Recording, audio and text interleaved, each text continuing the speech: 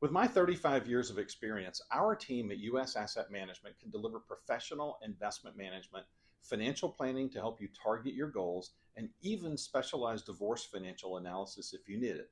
We are here to help you make better decisions with your money. Call US Asset Management today and let's get to work in your financial future. The left is siding with illegals, attacking ICE, and fighting to let non-citizens vote. Republican Kelvin King is a graduate of the Air Force Academy, Air Force veteran, and conservative businessman. As Georgia's Secretary of State, Kelvin will put Americans first, root out corruption, clean up voter rolls, and restore confidence in our elections. The other candidates had their chance and failed. Republican Kelvin King for Secretary of State, leadership Georgia voters can trust. Pro-Trump warrior Steve Gooch won't just cut property taxes in Georgia. He'll throw them straight in the wood chipper. Senior citizens on fixed income shouldn't be forced from their homes. Neither should veterans who have served our country and fought for our freedoms. And neither should anyone else for that matter. Frankly, these crazy property taxes are un-American. I'll tear them to shreds. We'll make home ownership great again. Steve Gooch for Lieutenant Governor. Toughest tax cutter Georgia's ever seen. Do you already have your investments with Fidelity? I'm David Cross with US Asset Management. Did you know that you can assign your investment management to my team and put my 35 years of experience to work for you? You simply assign us as your investment manager and you keep the same username and password. Professional management, and you get to work with someone who shares your values. Call US Asset Management today and put us to work for you. What happens in Georgia gets revealed one by one as the facts are unsealed. From the pit comes what they don't want you to see. When the daily nugget of truth is dropped with your host, BKP. And we're back. Yes, we are back. I'm your host, BKP, and you're watching BKP Politics on voiceofruralamerica.com. How are you today? Hope you're doing well. And yes, we are back. So before we get started today, I just want to, with this quick, make sure I have the right one, little quick disclaimer here to make sure everybody's clear. This podcast, we do sell advertising on the podcast. Our marketing department does sell advertising on the podcast. Candidates are welcome to purchase an ad. But at no time has your host, very clear, at no time has your host, have I been paid by any political campaign. No one or an individual has paid me for a narrative on this program or to support a candidate or to do a story or to not do a story. It hasn't happened here. You can trust that. Okay? Want to be clear right up front. Yes, we sell advertising like everyone else. You can go to the TV channels. Obviously, you can see advertising all day long politically, and but you can always trust that this show, no one has purchased what you're about to hear.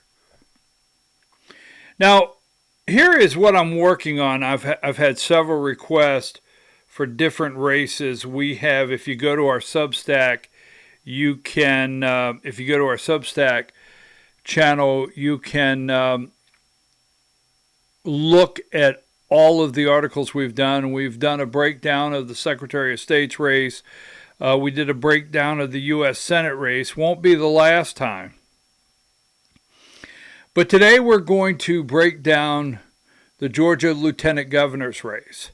Now, there's not been a lot of talk about the Lieutenant Governor's race. Not a lot of talk about it. Obviously, in Georgia right now, not even the U.S. Senate race, but the Georgia Governor's race has sucked most of the oxygen out of the room to where we can't get into other races. So before we start on the lieutenant governor's race, let me say this to you out there.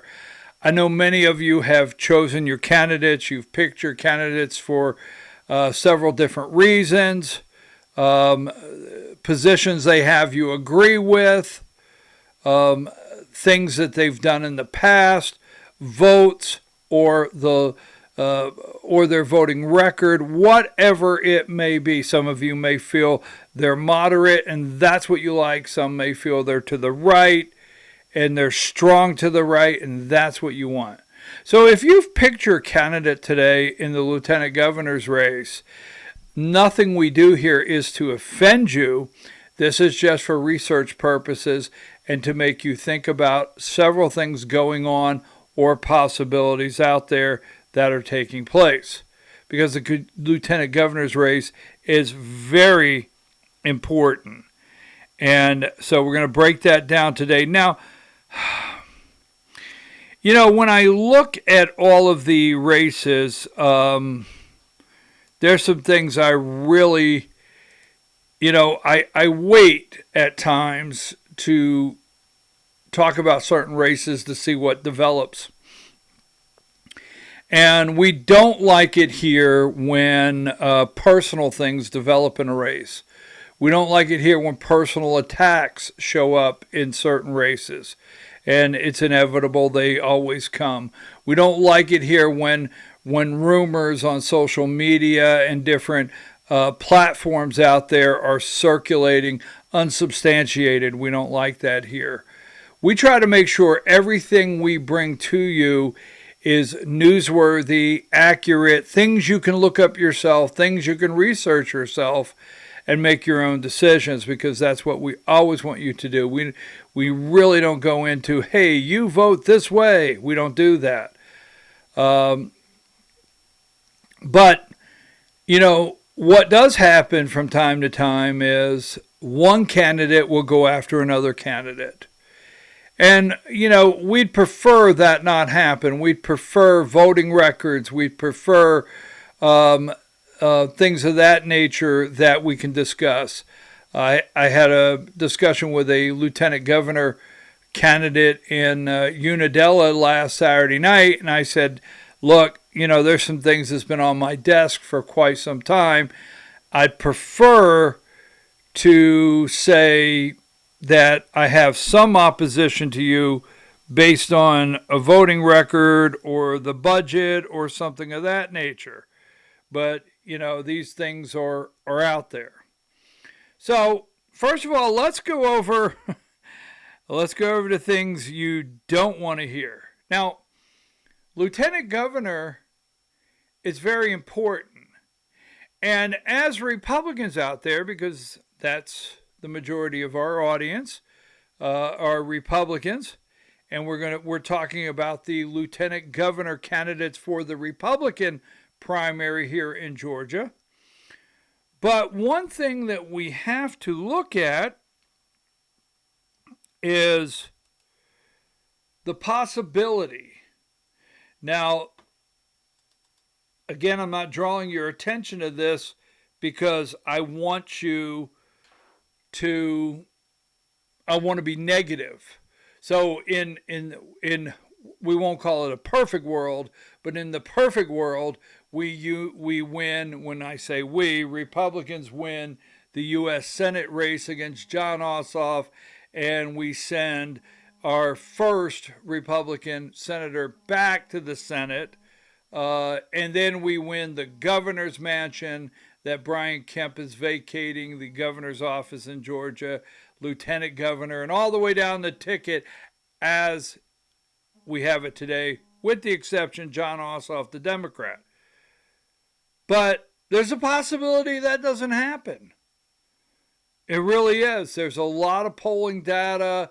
There's a lot of mood out there. There's been so many jungle primaries, different races in Georgia, from the PSC races to some of the Senate races and special elections, that are leading the pundits and the people that are analyzing the races in Georgia to feel that Democrats have their opportunity.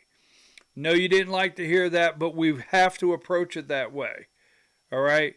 And I've told you this. Democrats are salivating. Okay? That's why very unpopular Secretary of State article with some people, but we are looking at here. All right? Same thing with the U.S. Senate race. We are looking at who can win in November. Now, obviously, I can't make that decision, but as voters out there, Republican voters, we have to put candidates on the ticket that are most likely to be able to be elected in Georgia. Because in Georgia, one political lane is not enough to elect our candidate. And as I've said many times, I feel the Republican Party has about 3 political lanes. And if we don't come together and then, whether you like it or not, Republicans, and then appeal to a percentage of independents, we can't win an election in Georgia. So my number one focus is who could do the job, who could appeal to most of the voters, get the job done, do a good job, but then also who can win in November, but possibly, here's what you don't want to look at, serve as lieutenant governor, Republican, under a Democrat governor. Yes, that could happen. So before we start, let me just show you here. Sabato's crystal ball from the University of Virginia. In mid-March 2026, this prominent nonpartisan newsletter officially moved the Georgia gubernatorial race from leans Republican to toss-up. They explicitly cited Georgia as the clearest Democrat pickup opportunity in the country. The National Journal, the Hotline, the gubernatorial power rankings, recently named Georgia as the best chance for Democrats to flip a Republican-held governor's seat in 2026. The BGR Group, their February 2026 outlook noted that while Republicans have held the office since 2022, the lack of incumbent makes it one of the most competitive battleground states for the 2026 election. So, before we start into the lieutenant governors, I just want to lay the groundwork. You know, our goal is to elect a Republican governor. But what if a Democrat becomes governor? And what if the next one down, maybe a Republican, becomes lieutenant governor and has to work with a Democrat? Who can we trust the most in every scenario? Which Republican can we trust with a new Republican governor? Or which Republican can we trust to stand up and push back against a Democrat governor? Everything's on the table. So let's look at the responsibilities of our lieutenant governor in Georgia. And let's just do that so it lays the groundwork of some of the things we're going to talk about with the candidates. And we're only going to talk about the 4 top candidates that are most likely to be one of your nominees today. Some are going to say, well, there's other candidates out there that you're not discussing or given an opportunity. I just don't take our time going into the 1.5% candidate or the 2% candidate that is on the ballot. Now, President of the Senate. So the lieutenant governor is the president of the Senate. This is the most visible and hands-on part of the job under the Georgia Constitution. The lieutenant governor serves as the presiding officer over the state Senate. Now, being that, all right, one other thing before we get into our four candidates, if we have an outsider that stepped up, now what I call a real outsider that stepped up and is running for lieutenant governor, okay, we would look at it that way. But we have one House member since David Clark has been a member of the Georgia State House since 2015. Is it 10 years now? And we have we have one Georgia State House member running, and 3, John Kennedy resigned. We'll talk about that in a minute. One former and 2 current Georgia State senators running. So every candidate we have has been around a lobbyist somewhere at some time, and we could come up with different things and have pushback on every candidate we put up here today. Presiding over the Senate. Number 1, Lieutenant Governor presides over the Senate. Presiding over debate. They said on the rostrum, right? Is that what it's called? The high desk at the front of the chamber. Moderate the debate, recognize senators to speak, and maintain the order. We have seen that many a times. They're a tie-breaking vote. The only time the lieutenant governor votes is in the case of a tie. Committee assignments. This where it gets very, very tense, because this is where committee assignments come in, and we're going to talk about that later. The next lieutenant governor will assign who's in charge of what committees, all right? So if you want to ask any of these candidates any questions, you may want to ask them, instead of, way off the wall questions, well, let's leave it at that I hear, a serious question like committee assignments. How do you plan to appoint those? What will be the criteria? Are you just going to appoint all your friends? This is very important because they decide the committees. Now, when a lieutenant governor decides a committee assignment and who chairs those committees, that's when the bills that are picked get sent into those committees, and then the lieutenant governor has power over to say to a committee chair, get this bill out and let's get it on the floor. Very, very powerful in moving legislation, all right? One of the most powerful soft powers of the office is the role of committee on assignments. While the Senate rules have changed over the years to shift some of the power to the president pro tem, the lieutenant governor still plays a massive role in determining which senators sit on which committees and who chairs them. This effectively gives them the power to reward allies and sideline rivals. Now, why has there been recent changes in this rule in the office?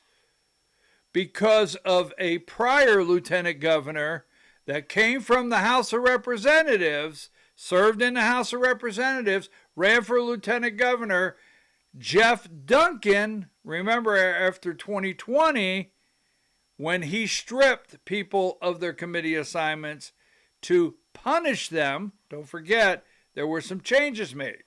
So this has the power to reward allies, has the power to sideline allies. Right? Now, so you want to be cautious in picking your lieutenant governor candidate and who may be the kind of person that, only picks people that are friendly to them or has vengeance for someone. That's just the way it is, truthful, okay? Now, the other thing that's very important before we get into these candidates, they're a successor to the governor, if anything was to happen, right? The office was created in 1945. The primary reason for the office was created in 1945 to ensure a clear line of succession. So if, God forbid, something happens to the governor, for any reason whatsoever, the governor cannot serve, the lieutenant governor would elevate and would serve out the remainder of the term.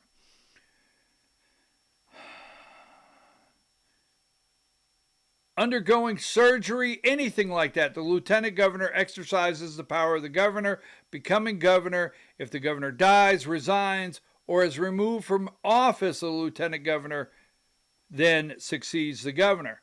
Very important. Now, this is the one for all of our good friends out there that follow every piece of legislation, or you're looking for the next lieutenant governor that will listen to you.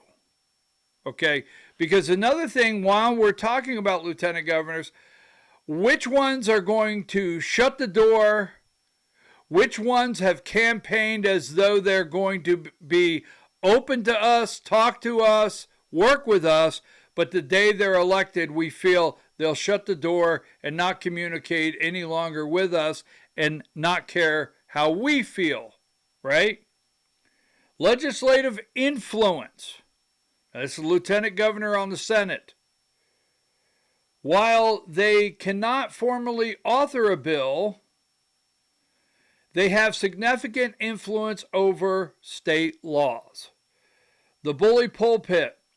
Because they are the statewide elected official, the lieutenant governor can use his platform to champion specific issues like tax reform, education, public safety, and pressure the legislature to act on them. The gatekeeper, by deciding which committees, a bill is assigned to, they can effectively kill a bill by sending it to committee where they know it will never see a vote or grease the wheels for a bill they support. The enormous amount of power in this office to put bills on the floor. So if you were watching our program and our podcast during the legislative session, many times I would tell you the power to put something on the floor is at the discretion over on the Senate side of your lieutenant governor. Now, not on the House of Representatives sides. That is your Speaker of the House, which they have to have a relationship. Lieutenant governor has to have a relationship. Like it or not, regardless of who is in the Speaker's chamber, has to be some kind of relationship. And who is in the governor's office, there needs to be some sort of relationship. So before we get into our candidates here, all right, keep in mind the power here. Now, I've often told you that during the last legislative session, if they want to put it on the floor, they can. If they want to tell the committee, move this bill, they can. Get it out of committee, they can. That's right. Now, so one more little housekeeping note on the lieutenant governor's office. Executive duties. The governor can assign specific executive tasks or oversight responsibilities to the lieutenant governor. This often includes serving on various state boards, commissions, and authorities. All right. Limitations. Unlike the governor, they don't have veto power. They cannot author legislation, and they have no term limits. So sometimes we look to the lieutenant governor to be able to do more than that office actually has the ability to do. But the power there is enormous. Now, there was a time, and we won't go go back into that, but it has not been recently. There was a time when there was a weekly, I don't know if I'm accurate, but I think there was a weekly breakfast in the governor's office where the speaker and the lieutenant governor would come in and just talk and have coffee and whatever, some Danish, I'll pick Danish, I don't know why. Cinnamon rolls, I don't know why. But that being said, there was a communication. But remember, we opened up, what if the lieutenant governor has to work with the governor? Now, and the governor's not a Republican. So, let's start here. This is our first candidate, John F. Kennedy. Now, I am a no on this candidate. I am a no that he cannot get elected in November. I'm going to give you some reasons that I don't think John F. Kennedy is a good candidate, can't get elected in November, and some of the things that I am very disappointed with this candidate. All right. Now, John F. Kennedy first of all, he was the senator from the 18th district. All right. He's running for lieutenant governor. And one of the negatives I really have with him is his resignation details the Georgia state senator from the 18th district, John F. Kennedy, resigned from his seat on December 9th, 2025. Now, respectfully, Greg Dolezal, Steve Gooch, and David Clark in the House did not resign their seats. They served their term, meaning they did not cost their district, and the three of them will give them all a plus on that.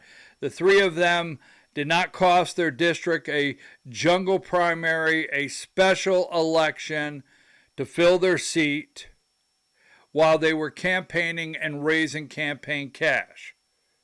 They have completed their term.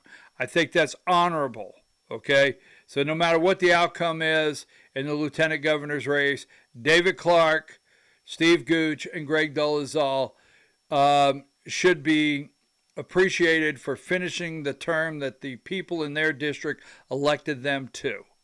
But not John Kennedy. I'm very upset with this because the districts do not budget in their yearly budget for these special elections. And they cost an enormous amount of money to do. And it puts and the taxpayers in the counties that they represent have to pay for the special election. That's number one. Number two, if he resigned December 9th, basically the district really did not have a state senator truly representing them for a full term this year. So not only did the people of his district have to pay for a special election, all right, that's outside of their budget, they really did not have full representation in their Senate district because they had to have a special election. By the time it got done and they got their senator sworn in, and then there's no time for the senator to go through orientation, and they're just in there voting. Everything about this to me was wrong and selfish, period.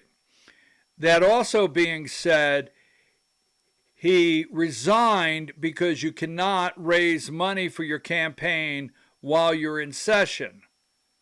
So he wanted to be able to go raise money. So John F. Kennedy, that's number one. I mean, I can make it very clear. All right. The next thing that concerns me, if he's in the lieutenant governor's office, all right, if he's in the lieutenant governor's office, Democrats this past year put a lot of bills out that you may not be aware of. And when you file a bill, it's good for 2 years. A bill is good for 2 years. So the bills that the Democrats filed last year will be available this upcoming session in 2027. Yes, 2027. In January 2027, the Democrats' bills will be available. All right? Now, that being said, there's a lot of bills filed. And we're hoping that we're working with a Republican. We hope we're working with a Republican governor. All right? But if we lose this ground, who's in the lieutenant governor's office, and just how much negotiating will they do for our rights, and what kind of bills will they accept, and what kind of bills will they put into committee? Because keep in mind, in 2019, Republicans controlled the Senate, but even Republicans controlling the Senate, what would John Kennedy allow to go into committee? And the reason I say this has several names to it. We'll come back to it. On March 4th, 2019, Senate Bill 150 passed out of the Georgia State Judiciary Committee. Now, this is one example.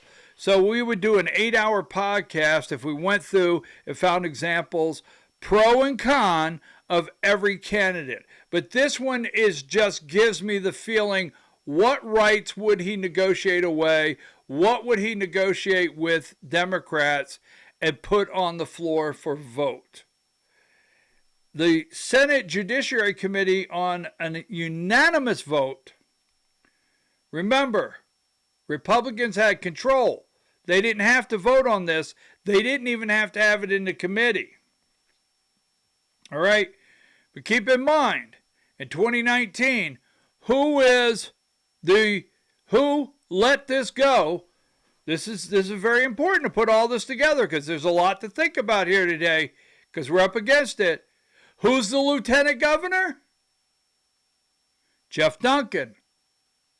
2019. Who put this into committee? Jeff Duncan. Allowed it into the Senate Judiciary Committee. So what would he do, John F. Kennedy?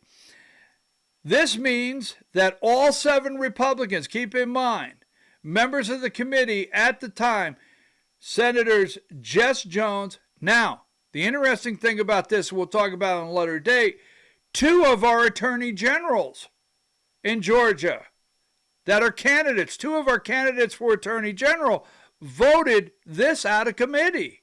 That should have never seen the light of day.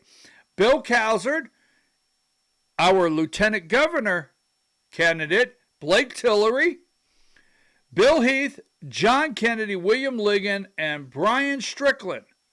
Now keep in mind, out of 7 of these, 4 are candidates for office today.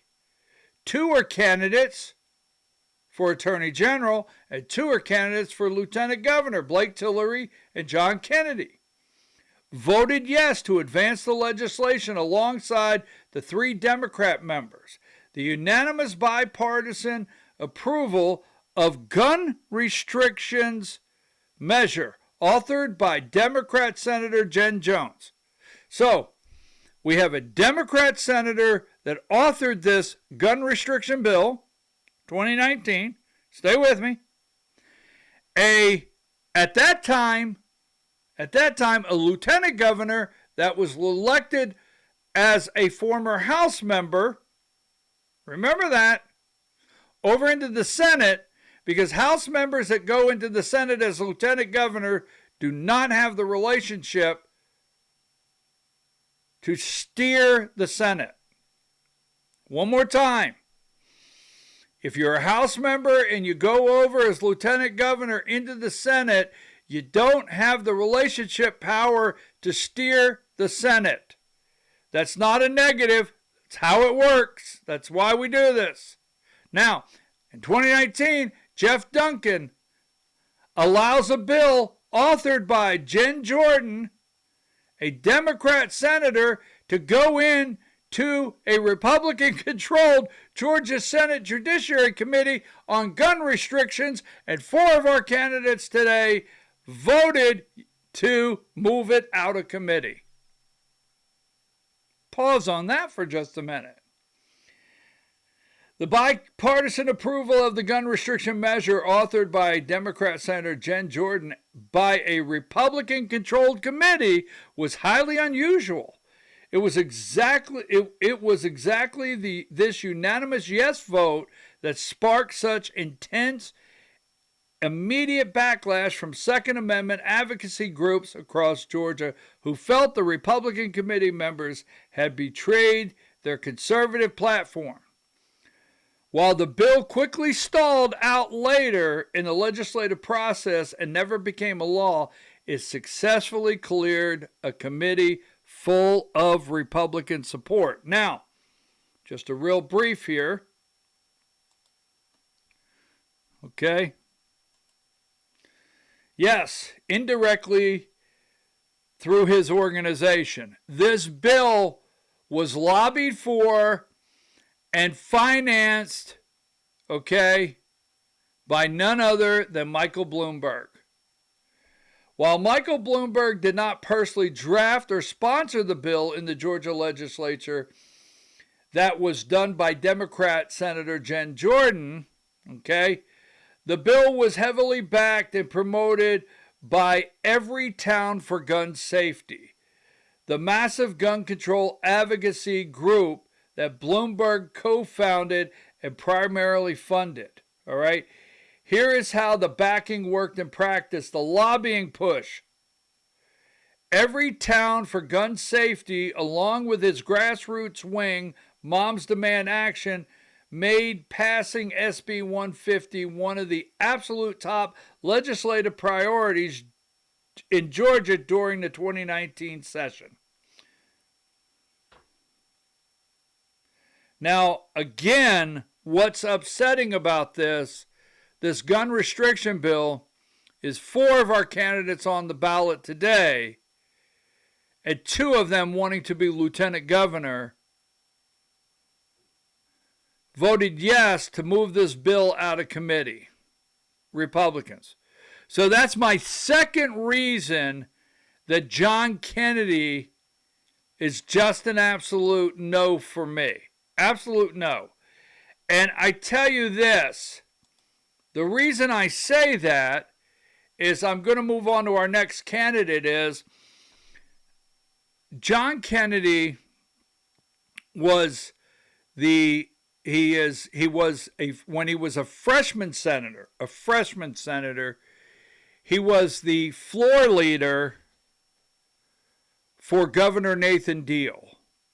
Now let me just say something in Georgia politics. All right, if you're elected in immediately as a freshman and you're pulled into the governor's office as a floor leader, you are being groomed. Okay, you are being groomed from day one to move their legislation. Regardless, this is generally how it works. Once you become a floor leader, it's pretty hard for you to go back into the governor and say, I know I'm pushing your bill on the floor, or I'm pushing this bill because you want me to support it, but back home, my constituents don't want it. So in all seriousness, once a floor leader comes into place, for the most part, back home can get ignored. So John Kennedy was a freshman floor leader for Governor Nathan Deal. He was always groomed to not completely listen to his constituents back home. Bottom line, they will tell you, don't take it from me, call them in the district. Do all this research yourself. Now that being said, with everything out there, I feel the Republican base, because when it comes time for election, the Republican base is going to have to find a candidate that independents are going to vote for, Republicans in Buckhead and Republicans in Brookhaven, whether you like it or not, are going to vote for. And Republicans in the 14th, 9th, 2nd, 1st, 3rd are going to vote for all around the state and bring in independence. Have no choice. But I feel that things like knowing that John Kennedy worked with a Jeff Duncan in a committee and voted out a gun restriction bill, there'll be enough pushback from the base that he can't get elected in November. I just really feel that. I feel if he's on the ballot, we got a problem. I'm just saying. Okay? Now, that being said, I might get some argument. Now, let's go to Blake Tillery. Now, Blake Tillery, that's our next candidate. And Blake Tillery is the state senator from the 19th. And this one troubles me for a couple reasons, and I'll tell you why. I think he's a pretty nice guy. Okay? Oh, backing up before I get into Blake Tillery, let's back up, put this in the John Kennedy. I've not seen him campaigning. I mean, in North Georgia, I do know, I think I saw something on Facebook where he was in Rabun County one night, but all over the state, like Unadilla Saturday, or he wasn't in Hall County Saturday. I think when I looked at pictures of, correct me if I'm wrong out there in Hall County, but I think when I looked at pictures over in Hall County at their meet and greet and their forum they held, the lieutenant governors, I was pretty sure David Clark was there, Blake Tillery was there, and Steve Gooch was there, and Jeff Dolezal was there. I didn't see a John Kennedy. So we have not seen him out campaigning. I think John Kennedy is running more of like a Chamber of Commerce kind of campaign, business community campaign, that kind of campaign, and he's not really campaigned with the base. Just saying. Now, let's get to Blake Tillery. Blake Tillery, he's a nice guy. He really is. I met Blake Tillery in Fannin County. I met Blake Tillery in Gilmer County. All right. I've had 2 or 3 very good conversations with Blake Tillery. I spoke with Blake Tillery concerning this segment that was coming up this past Saturday at Unadilla at the event down there. He's a nice guy. I've never met him yet that he hasn't asked for my vote. And he knows all the candidates out there. And he says, look, if I'm not, here's what I've really liked about Blake Tillery. He says, if I'm not your first choice, can you make me your second?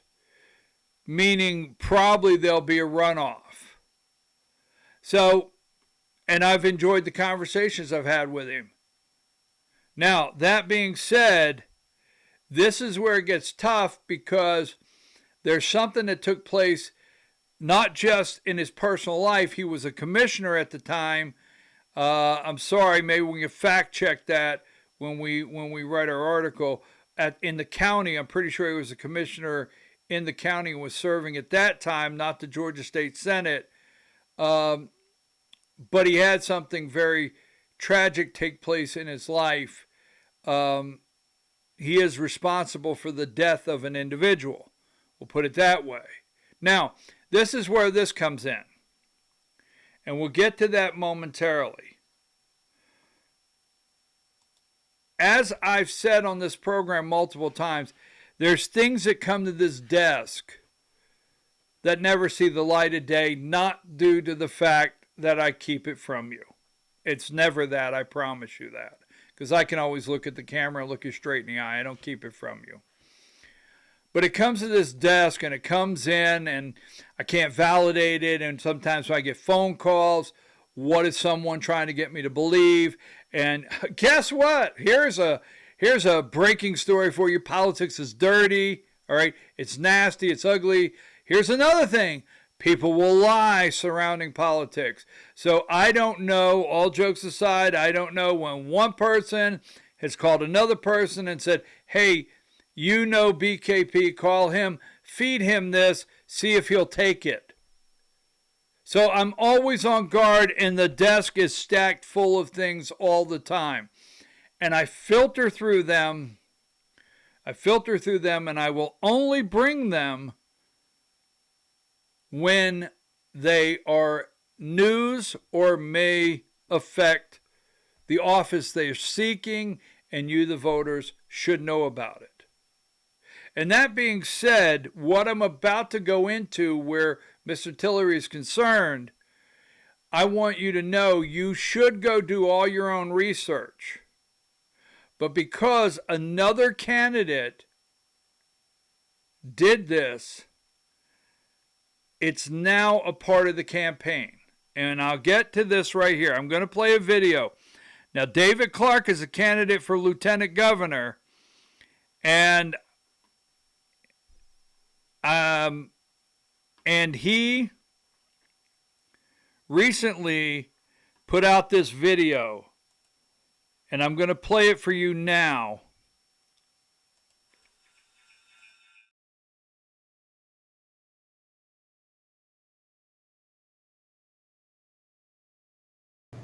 Blake Tillery, but a more fitting name for him is Blake Killery. He should be in prison right now, not running for Lieutenant Governor of Georgia. And I have the proof. On April 11th, 2016, at approximately 7:30 in the morning on Highway 292 in Vidalia, Blake Killery ran over a man on a bicycle. That man was Mr. Takaya, a husband and a father with kids who's just trying to get to work at Walmart. Killery hit him from behind. He initially refused to hand over his phone, but the records prove he sent 2 text messages at the exact time of the crash. The Georgia State Patrol investigator concluded that Killery failed to maintain his lane and failed to give the 3-foot safe distance, resulting in the death of Mr. Takaya. The investigator recommended felony vehicular homicide because of the evidence and because Killery lied about texting and driving during the accident. But the local DA refused to prosecute. Let me remind you, felony vehicular manslaughter, when you cooperate, is 5 to 10 years. Lied to the investigating officer, it jumps 8 to 15 years behind bars. Blake Killery got 0. Mark Takaya's family never got justice because Killery was an elected official with powerful connections. One set of rules for the powerful and another set for everyday Georgians. That's wrong every day of the week and twice on Sunday. That's exactly why I'm running for lieutenant governor. Too many of my opponents aren't who they say they are. We need real fighters who will hold the powerful accountable. Blake Killery needs to trade that campaign bus for a prison cell. Mr. Takaya's family still deserves justice. And to every cyclist out there, especially around Vidalia, Georgia, be safe because the powerful don't always play by the rules. I'm running for lieutenant governor to end the 2-tiered system of justice in Georgia. Your voice matters.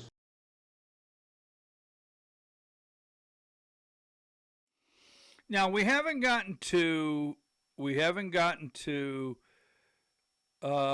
David Clark yet, but now keep in mind before we do that he is a member of the Georgia State House. Okay, David Clark. We'll get there in a minute. These are things that this is how it works. If you don't like it, this is how it works. Remember, David Clark is a member of the Georgia State House. Regardless of what, that may be your candidate. I do not dislike David Clark, but if he was lieutenant governor, if he was to be elected lieutenant governor, okay, out of the state house, what he did coming out and doing that against Blake Tillery, he would not have a working relationship with the Senate. He wouldn't. I'm just saying, you're probably looking to say, well, that's not right. I mean, he told us something we needed to know. Okay, if that's how you feel. But I'm going to tell you right now, he's in the Georgia State House. He's not an outsider. He's not an outsider. He's a 10-year representative in the State House.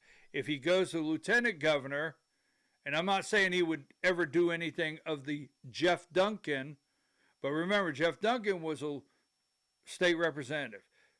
So if David Clark went to the state house, from the state house to the to the Georgia State Senate, I find it hard to believe he'd have a working relationship to accomplish things. Just putting it out there, how it works. Now, Blake Tillery.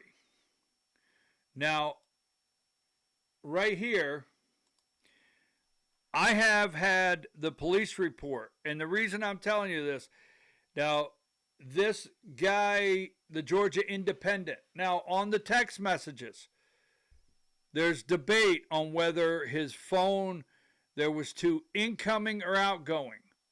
So keep this in mind very clear. We're not trying this case on this program. And the only reason you're hearing about it is because David Clark did this and the news picked it up.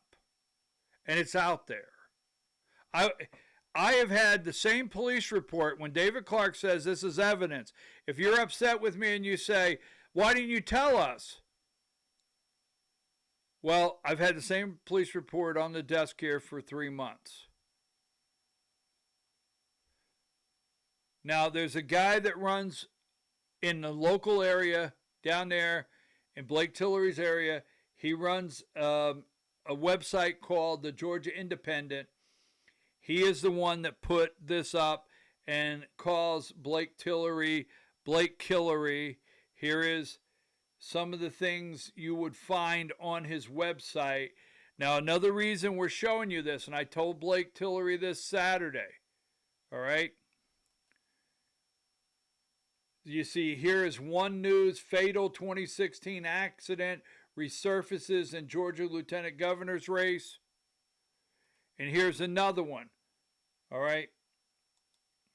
Fatal 2016 accident resurfaces in Georgia lieutenant governor's race.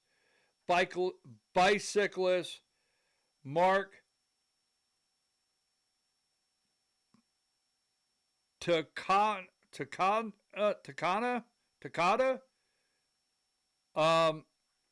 And this is Mr. Takada right here. This is Mr. Takada. He was killed that morning, and Blake Tillery's car did hit him. But it made the news. So the only reason you're hearing it here today, no matter if you're upset with me and you say, oh, you were going to keep this from us? No. And it's not because I think Blake Tillery's a nice guy. I think he's a nice guy. I really do. And I'm going to give you the real reasons why I think he's a no for lieutenant governor. All right? Now, could he possibly win in November? I'm going to put him into the maybe. John Kennedy, no. Tillery, maybe. I feel like I'm the Cook Political Report. Maybe leaning to likely not. That's the way I'm going to do it. But because this turned into news and David Clark did what he did. Now, David Clark, when he did this, he really just showed me that what would he do? What would he do? What would he do to his colleagues? You see, Blake Tillery's not a colleague to him because David Clark's a House member. Got to think it out, all right? So it's Blake Tillery. Now, let me give you the reasons that I feel Mr. Tillery and I have discussed this with him. So let me go back here to number 8. So let's go back to my one issue that's strong with Mr. Tillery. Remember March 4th, 2019, SB 150. So Mr. Tillery, if he's lieutenant governor, right? What would he put into the committee? What would he approve to send to the committee? Who would be his, leaders and who would get the committee assignments? But remember, March 4th, 2019, SB 150 that passed, Blake Tillery is one of the Republican committee members. All right? And it says here, voted yes to advance the bill with 3 Democrats. So Blake Tillery sat on a committee, a majority of Republicans, with Senator Jen Jones, the Democrat, authored a gun restriction bill, your Second Amendment, and he voted yes to move it out of committee. And while the bill quickly stalled later in the legislative process and never became law, it successfully cleared a committee with full Republican support. And don't forget, this is a Michael Bloomberg bill.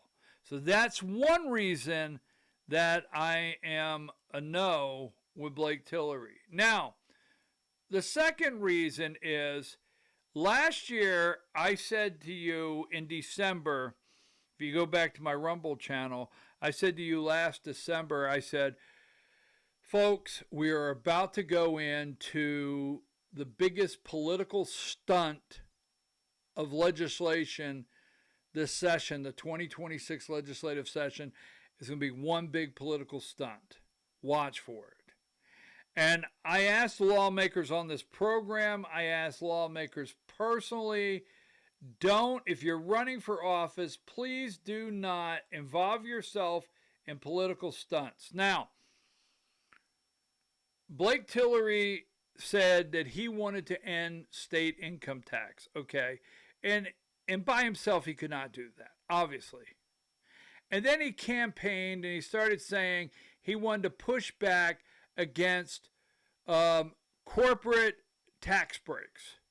If we would end corporate tax breaks, we could bring in enough money, and he wanted to start slashing these corporate giveaways and tax breaks. But the bill, SB 476, pushed for sunsets. So in 2026, he authored legislation, SB 476, that aimed to sunset all state income tax credits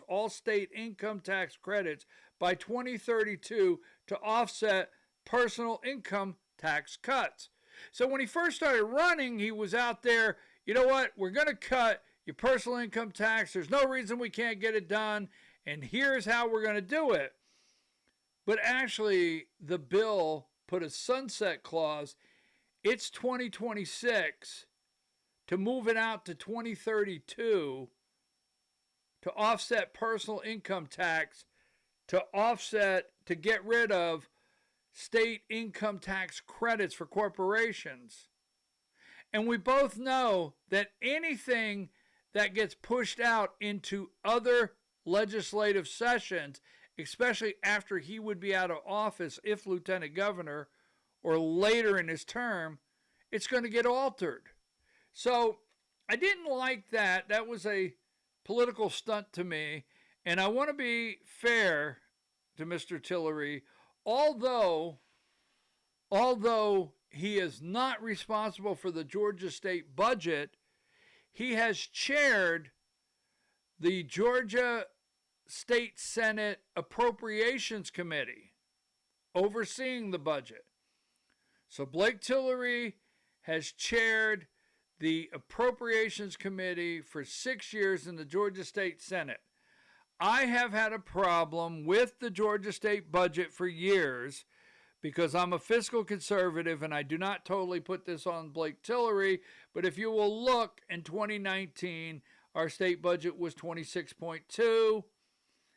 In 2026, it was 37.8, but then we did a amended budget. Remember, this year we did in 2026, and we moved it from 37.8 up to 43.6 billion, so everybody can have a little more money to give away during the campaign season, right? And to give away during the campaign season. And then we have a new budget out there that is not signed yet for 2027. I think it's HB 974 for $38.5 billion. Over, since, keep this in mind, since 2019, we've gone up. We will be over $10 billion, the budget's increased. Now, what these candidates and what people will tell you as the rate of growth and factoring in inflation, this is actually a conservative number. I quite, to the contrary, don't believe it's a conservative number, but we'll leave it there. So, with that being said, that kind of, ends my reasons for Blake Tillery. But if he gets on the ballot somehow, some way, I think there's a possibility. I mean, the only thing I could give him is maybe lean, most likely not. That's where I'm at. Now, let's go to David Clark, and I'll make this brief, all right? There's a couple things with David Clark. First and foremost, David Clark is the, I think, District 100. Is it District 100? He's a House rep. And he's in the Georgia State House, number one. I think he's been there for 10 years. And first of all, what he did to Blake Tillery, running with that, that's okay. That's fine. I mean, I could find other reasons why I should be lieutenant governor and Blake Tillery should not. And he does get out there and he does campaign and he has his reasons. But one of the, when I say strikes, and first of all, we want to say thank you because he served in Afghanistan, Army Ranger, right? Green Beret. Really want to say thank you for the service. He's not a bad guy, but again, House member, and you see what he did attacking Blake Tillery. So we'll call that strike one because I know I'm going to get the biggest pushback on this. What's it matter? He's not an outsider. And I have to tell you, Lieutenant Governor, it's not that it has to be. I know you're looking at me like, well, BKB, it has to be a senator. No, it could be an outsider. But I'm telling you right now, one, this individual would have to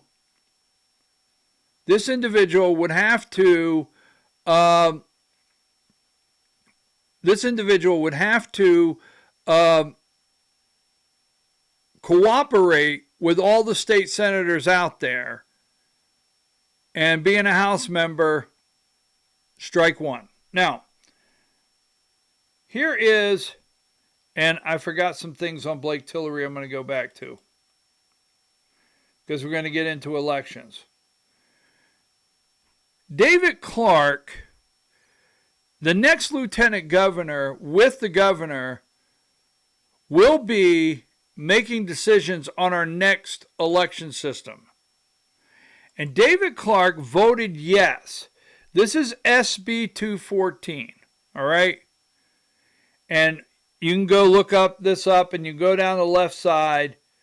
But David Clark voted yes on this horrific bill that would extend the QR codes. David Clark voted yes to extend the QR codes, right? He voted yes on this horrific bill that would end up putting an electronic voting system in place, that we've been trying to get rid of electronic voting for how long? So everything about this bill is not down the lane of election integrity. It's just not, and he voted yes for it. While at the same time, he did this, and you know, he said, remember this when you vote, right? Republicans had a real plan to end the homestead property tax through a constitutional amendment that needed 2/3 vote to pass relief homeowners. Now, they knew in the House when they put this up, they didn't have the votes. They knew they didn't have the Democrat votes. But he's actually pretty clear on what they wanted to do. Remember this when you vote. We tried to do something about property tax that required a constitutional amendment. So he's basically saying we set this up for an election piece. But at the same time, remember when it came to SB 214 and what we could do about our elections and whether the QR code is illegal, David Clark voted yes. Now, just going to make this a quick, brief, and I know I'm going to hear it's not relevant. But go back to what the lieutenant governor does. And go back that the next lieutenant governor, ready? Just for who can we trust in that office? Because remember, when 2020 happened, now wait a minute, just stay with me. When 2020 happened, we didn't have a lieutenant governor a lieutenant governor that would work with us. Our lieutenant governor came from the House. Our lieutenant governor was Jeff Duncan, and our lieutenant governor did not side with anything our Senate wanted to do, Georgia State Senate. Because although I don't think anyone is conservative compared to BKP here, seriously, I don't. So governor's office, House of Representatives over in Georgia, or the Georgia State Senate, I don't find them all, any of them really to be conservative bodies. But that being said, our Georgia State Senate is the conservative body in Georgia. It is. The state Senate, our Georgia State Senate, has been our conservative body. Now, if you don't have time to go look at every piece of legislation and break it down and find out what they stopped, but as a body, our Georgia State Senate has done a pretty good job of fighting back some really ludicrous, out of left field legislation from the House. Now, keep this in mind. The lieutenant governor that goes in the office would be the lieutenant governor when? In 2028, during our presidential cycle. You see, we want the next presidential cycle, Trump won't be on the ballot. And we want a Republican governor, and we want a Republican lieutenant governor. And if, God forbid, we get a Democrat governor, we want a Republican lieutenant governor. And we want a Republican lieutenant governor that will stand up for us. Keep this in mind. All right? We're going to have these offices filled during the presidential 2028 election cycle. So who do you want? Do you want a member of the House? David Clark? Because we're staying on David Clark here. Because remember, the last House member, and this is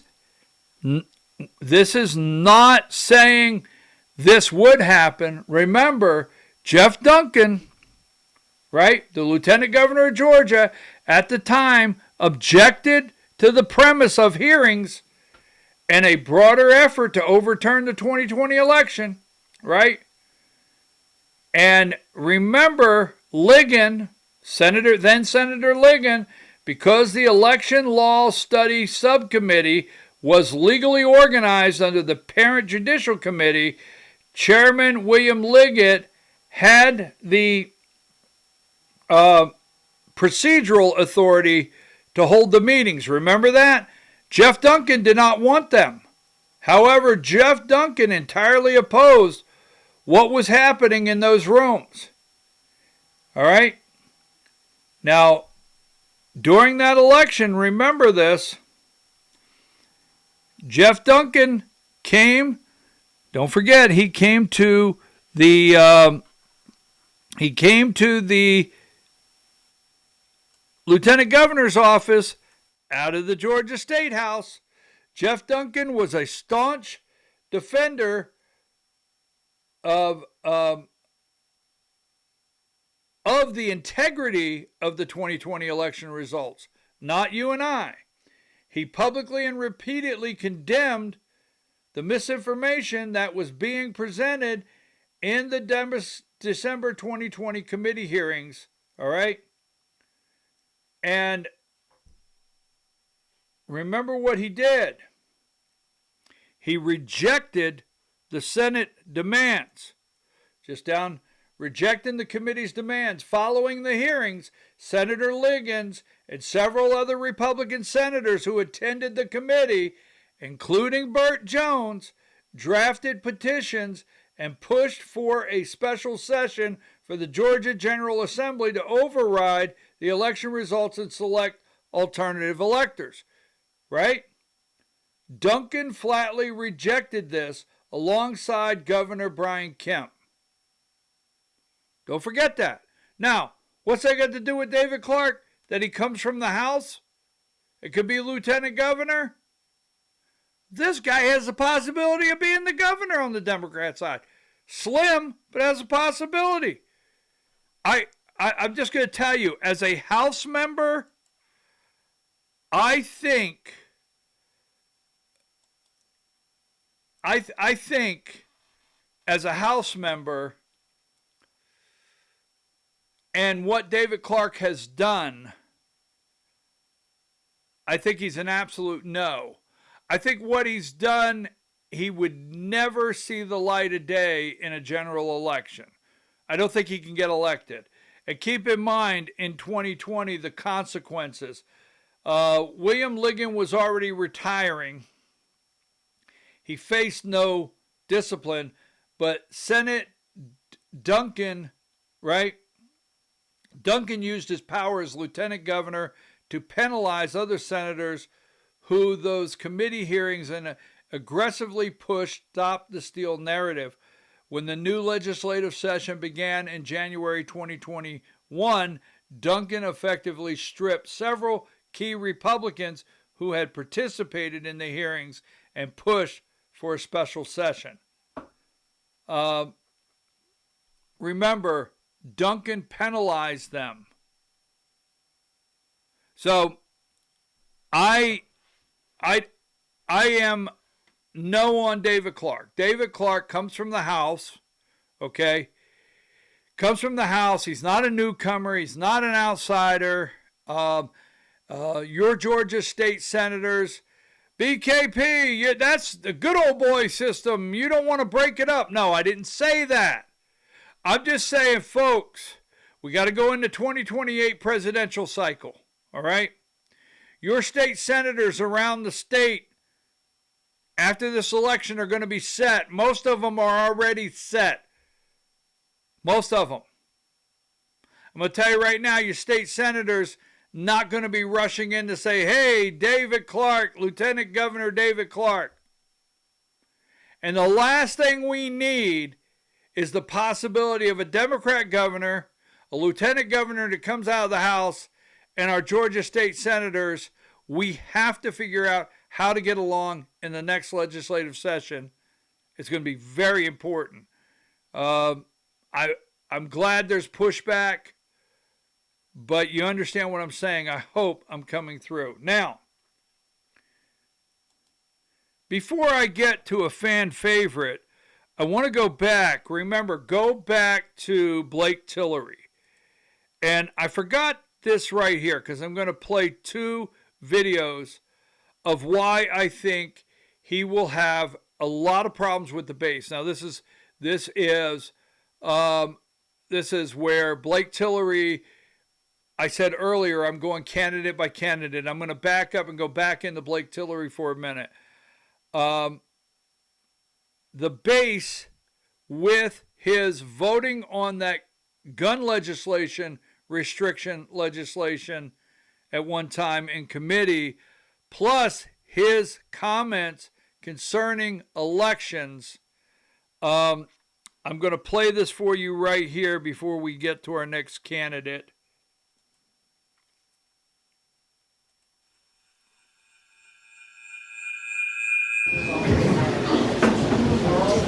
Mr. Carl.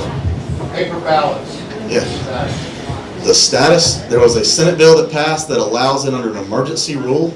It came through the Senate. It was introduced in the Senate after crossover day. I'll be honest with you, I don't know if it passed the Senate or not yet. I do expect that you will see a provision that allows paper ballots in the May election. There's some things that relate to federal law that I don't quite have the best grasp of as to when you can change certain things, but I know that I expect that.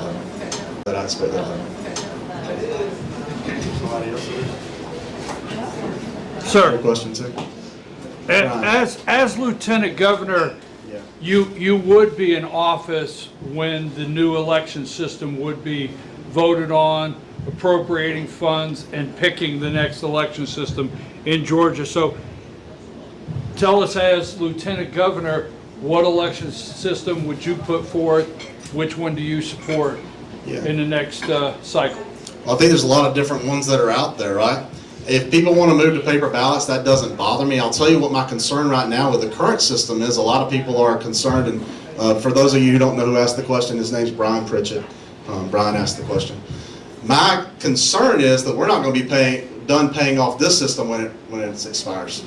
So why would you put yourself in a position from a cost perspective? Remember, I'm pretty fiscally conservative. Why would you want to put yourself in a cost position when the same equivalent will be paying for a car after the car's miles had already run out? I just don't think that's a wise thing to do.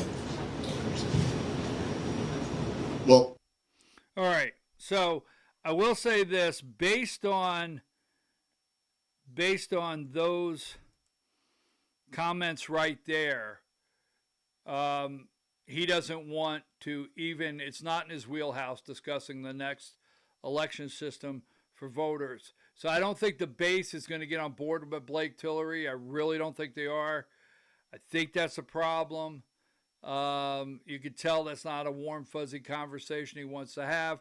You have to have the conversation. You're going to be lieutenant governor if elected, and you're going to be responsible for the next, election system. But he doesn't want to even talk about it until we're done paying for the last one. Well, okay. Now, so I guess it's time for Greg Dolezal, right? Let's get to Greg Dolezal. Now, Greg is another one of those candidates. He is a state senator. He's cordial. I talked to Greg. I've talked to Greg a couple times. One time on this program back last year, I made some comments about something, and he called me up, and he vehemently denied it. And he said, it's not accurate what you're saying. And I said, okay, or what you're even implying. I said, okay, I won't say it again. And he, and I didn't. I didn't. I mean, we had a great conversation, and until some things develop, I said, okay, I won't say that anymore. But Greg is one of those guys that there's so much stuff laying on the desk, and there's so many phone calls, and there's this and that, but I can't substantiate, I can't substantiate, and B, I don't know that they're appropriate and have to be discussed in the race for lieutenant governor. All right. So I've never brought them to the forefront. Now, keep in mind, our main discussion that we've been having with all of our races is who can get elected in 2026. Now, in the lieutenant governor's race, our top 4 candidates, they've all been in the Georgia State Senate for some time or the Georgia State House for some time. They have bumped elbows with lobbyists. We'll say that in the lightest way. They have been involved in legislation, every single one of them, that you and I don't like. They have not put forth legislation. you and I, and this goes for all four that you and I have asked to have happen. So what we're looking at is what we can say is the candidate that can work within the Senate, can get things done, work with the new governor, or stand up to the old governor. Not the old governor. Stand up, not to the old governor. Back. Erase that. That governor will be gone. But stand up to a governor if, God forbid, it's a Democrat. And the door will be open in the office to you and I, and we can communicate. So now Jeff Dolezal, I'm going to be very clear and I'm going to be very firm.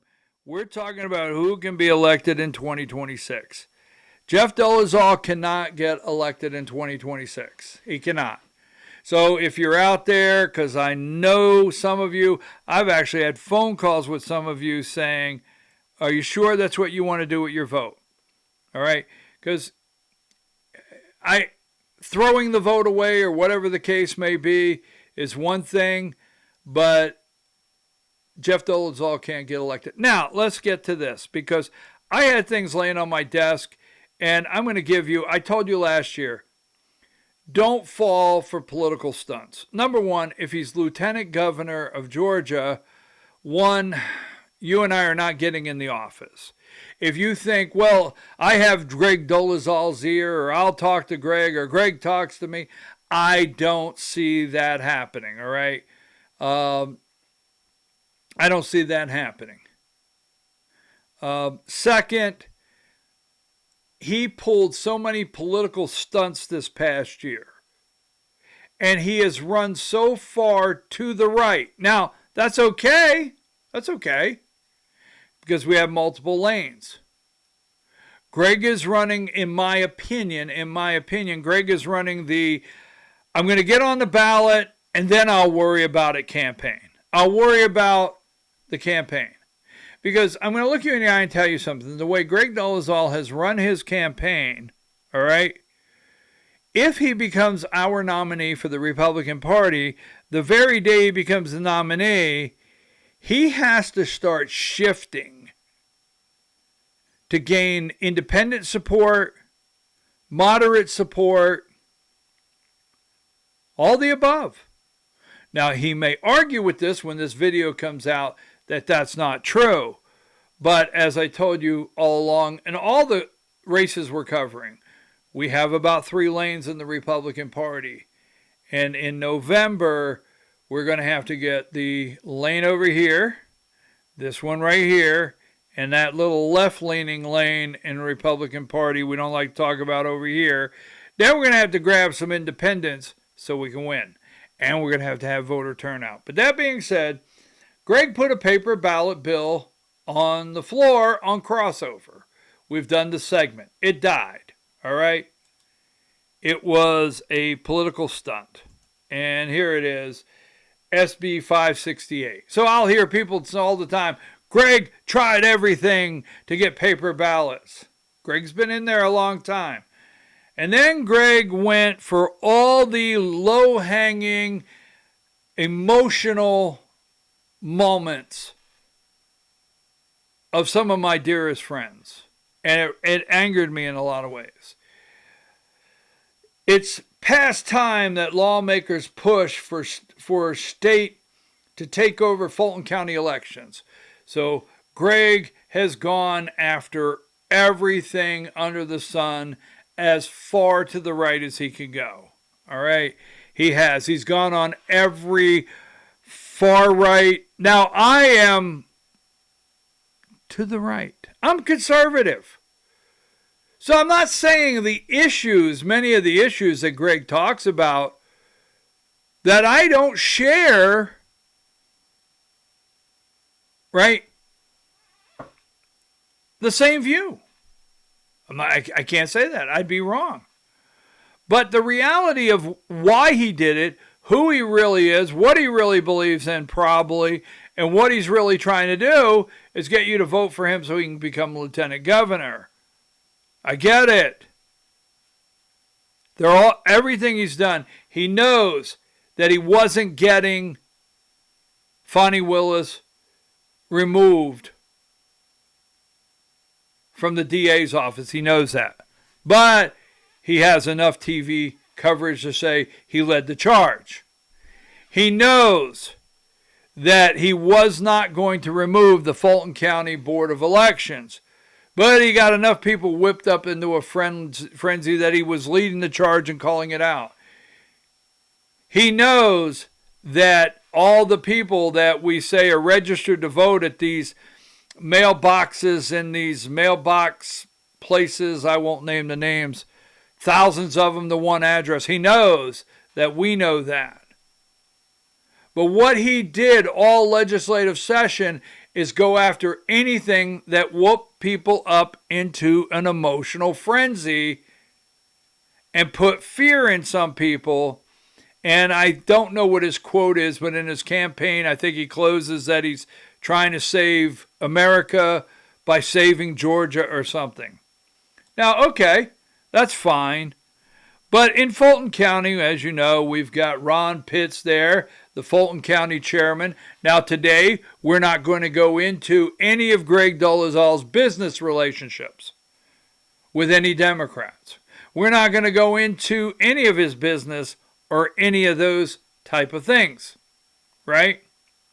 But remember, our focus is on 2026 and who can win. Now, there he is, thumbs up with Ron Pitts, chairman of the Fulton County Commission, right? Now, then he goes full Sharia law. Now, you and I both know that we're not on board with Sharia law. We're not. And we have concerns. We do in Georgia. We have concerns that there's areas that are close to being the next Dearborn, Michigan. Or we have areas that we're concerned that are going to be the next, Minnesota. We get it.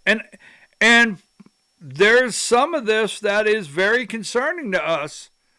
But Greg goes, he's throwing Hail Mary passes, and he has an ad watch. State Senator Greg Dolezal, a Republican candidate for lieutenant governor, is facing criticism for posting a video depicting Muslims terrorizing white Georgia residents. Now, he's done this twice. He did another one recently, and he put out ads.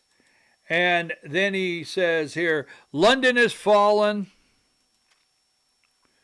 London has fallen. Europe is under siege.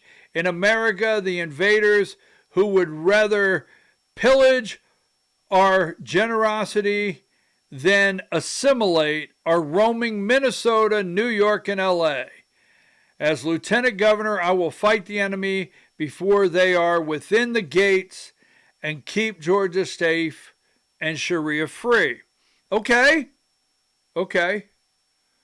But I'm telling you right now, these are Hail Mary passes that he's trying to put the right lane of the Republicans in Georgia.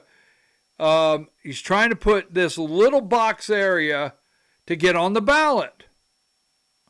So let me just say this. All right, so before anyone looks at me and starts the attacks, well, Greg is a true conservative, and Greg's a true fighter, and Greg is the only one that's had the guts. I actually heard that Greg has had, excuse me out there, but this was the quote, Greg has had the balls to talk about things that no one else will talk about.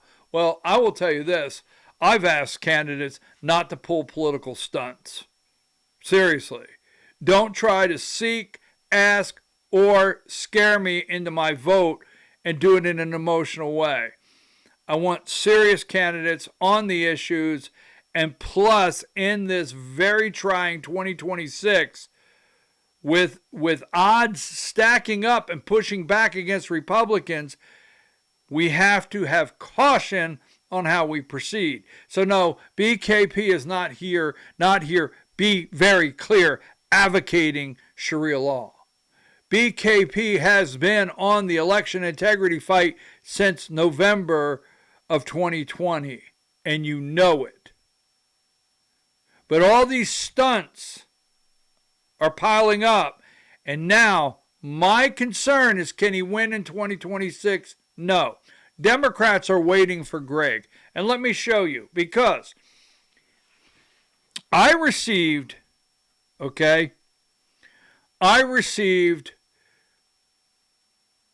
website video.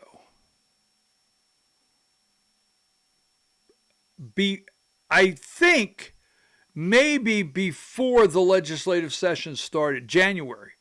I mean, we're February, March, April, May. We're in May. No, we're in April. We're in April, right? January, February, March, April. I've had this video for 4 months. Now, when I first got this video, I sat on it because I have all these political stunts and my reasons why I don't think Greg could win the lieutenant governor's office, and I don't like political stunts. But that being said, all right, I don't venture into personal stuff.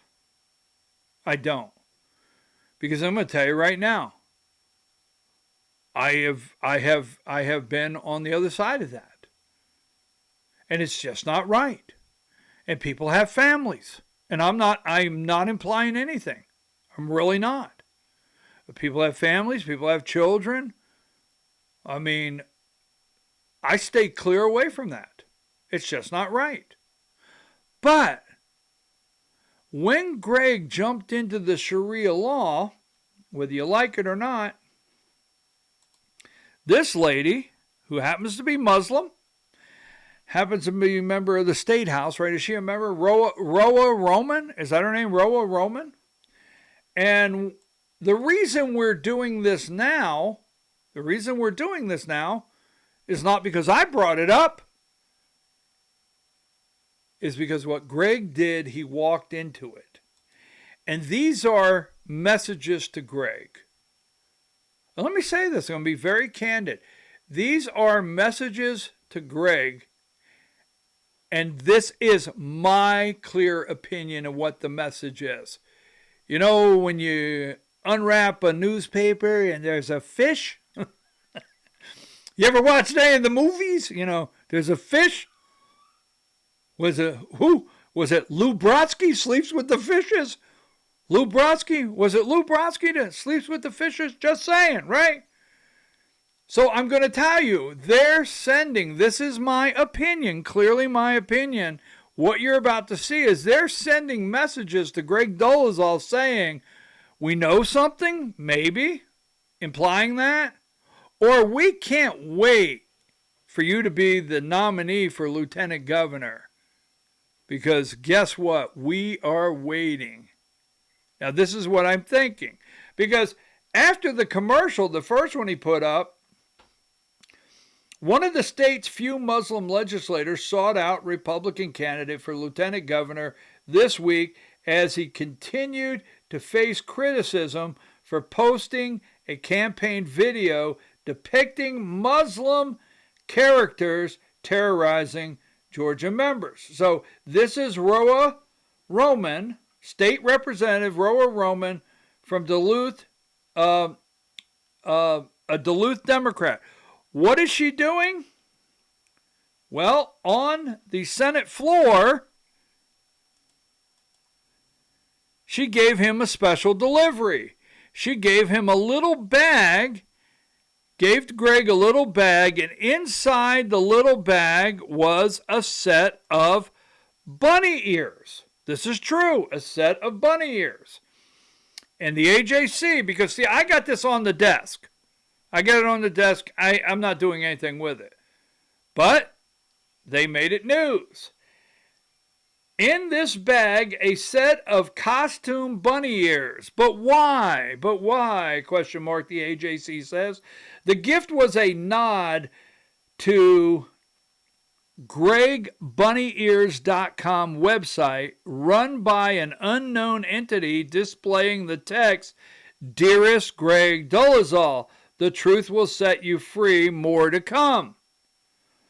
We're not really sure what it's about, but it doesn't seem like it's anything good, Roman said. Okay, now, let me play that for you. All right, let me play that for you. So I'm going to play it. We're going to run it twice because it takes a second, so listen close. Greg, I know you're not a furry, but I appreciate your generosity. Sharing is caring. Greg, I know you're not a furry, but I appreciate your generosity. Sharing is caring.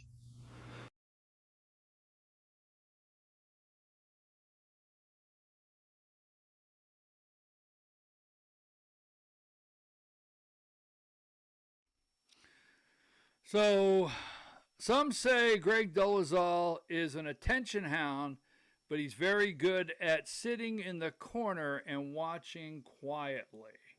All right? So then, this is what happened here. Let me get these back up. Roa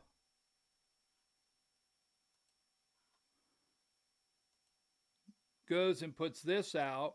Roa Roman, right? Dolezal Lieutenant Governor on one of his signs. She posts that. So what's the big deal, right? And I did this. This is AI generated.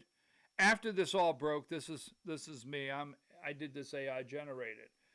So the website's been laying on my desk. I still don't know what it is. I don't play it. I never play it. I never comment on it.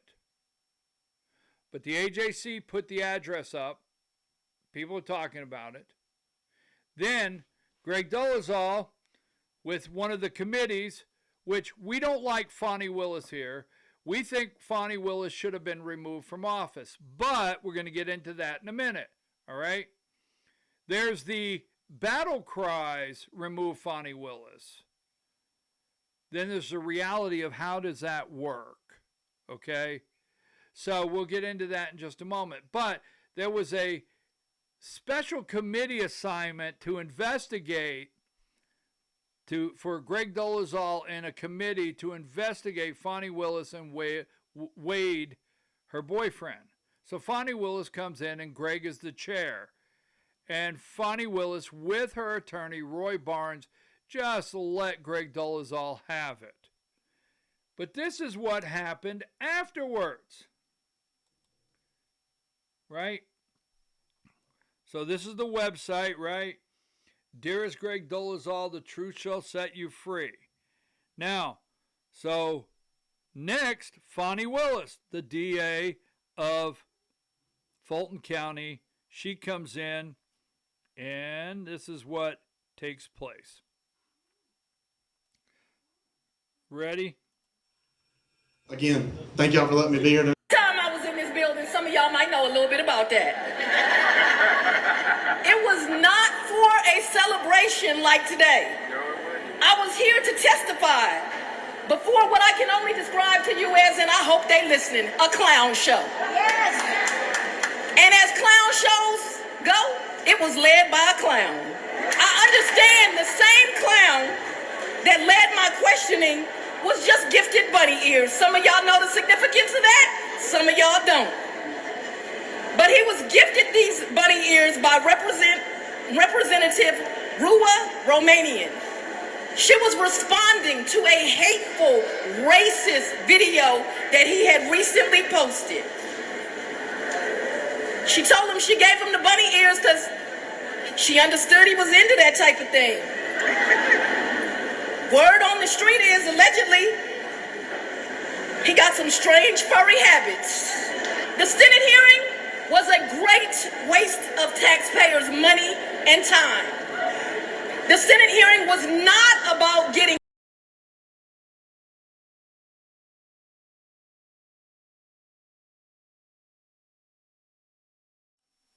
Now, I don't dislike Greg Dolezal. I'm serious. I don't. And some of you may think, well, but let me just say this, all right?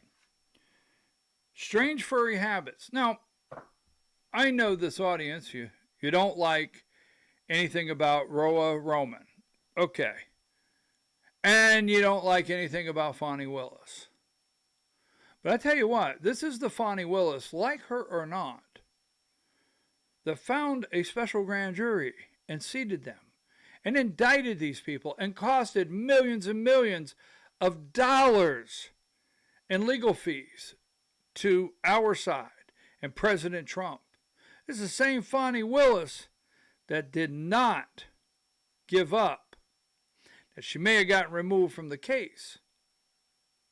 But you know what she has? She's still in that Fulton County DA's office, and she still has access to investigators. She still has access to investigators. So, in my opinion, what they were doing, both of them were doing, in my opinion, is they were actually saying, we're waiting. Yeah, we are waiting, Greg. Yeah, we're waiting because if for some reason you become the nominee because you've pulled all these stunts, we can't wait. So I say Greg Dolezal's an absolute no. I know I'm going to get... I do these regardless. I always say, hey, welcome to the uglies. Yeah, you know the uglies out there that attack me. But Greg Dolezal on the lieutenant governor ticket going into November could be very much enough to drag the ticket all the way down. I mean, there's things out here. We're not clear. There's things out here, and all these political stunts that he has participated in, that it's very possible Democrats, they're salivating. Democrats are salivating. I showed you at the beginning of the show, they think they're going to flip the Democrats are going to flip the governor's seat. They think they're going to hold on by about 5% to the Senate seat with Jon Ossoff. And they think that's going to have coattails to where actually we have one of the only two Supreme Court justice races that Democrats think they're going to pull that out. Yes. There's campaign. They are Supreme Court justices. I forget the second one, but I know the first one, and I forget his name, but there's two Republican that were appointed by Republican governor, two Republicans. All right, Charlie, no, what is Charlie's last name? I forget his name, but anyhow, but two Democrats, Jen Jordan and another Democrat, are running against these two, and they're six-figure media buys in that race. Unheard of. So, Democrats salivating to take us down. A Greg Dolezal on the ticket, why, that would just really make their day. What if 3 weeks before early voting going into November, we find out more about the bunny ears and what it's all about? Who put that website out? Why did the AJC report it? Why are they doing this? Just saying. They're salivating. They want to take us down. Don't forget that. Greg Dolezal is an absolute no going into November. Now, in our last candidate today, okay, in the respect to be transparent, this is Steve Gooch. Now, the respect to be transparent, this is my Georgia State Senator, okay? Don't want any confusion. This is my Georgia State Senator, Steve Gooch. I have had a relationship with my Georgia State Senator. Many of you have out there with yours. I know him all the way back. He was sole commissioner of Lumpkin County, Georgia. First Republican elected in Lumpkin County, sole commissioner there, then went on to become a state senator. He is a business owner in Lumpkin County. There's pushback on his business from time to time. He gets heat. Yes, I get it. But that is what I want to be just perfectly clear. This is transparent. This is my Georgia State Senator. I'm going to get the messages that the uglies are going to put up that I'm biased on this race. You're going to hear that. But I've analyzed every one of these candidates, and I'm going to look you right in the eye. If any candidate out there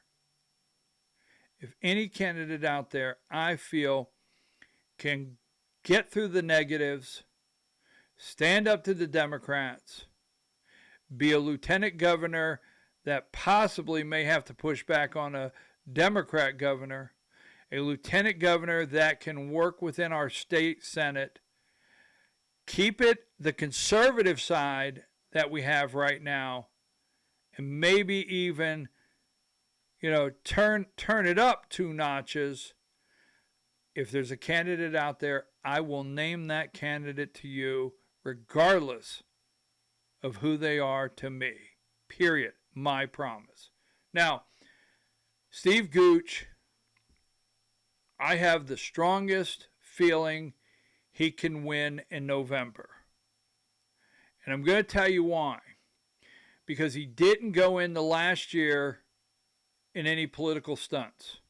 And I asked all candidates not to do it. And I asked him, don't do it. He did not participate in last legislative session's political stunts. He did not. He did not put himself in a position where he's out there having to defend something that he knew would never pass. And there's often times that I have pressured him myself, and you out there know it, and you have pressured him, and you may have heard the same thing I've heard.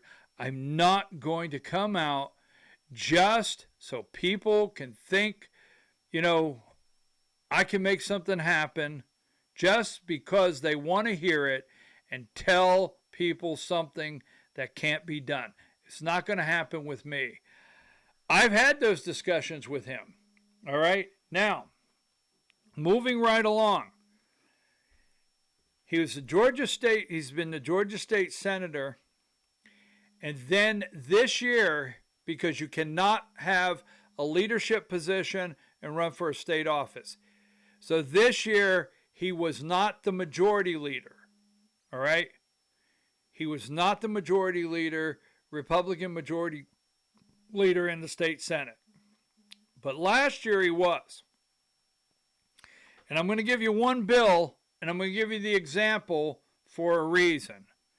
Because I remember what happened when everybody wanted Fani Willis to be removed from office. I remember what happened.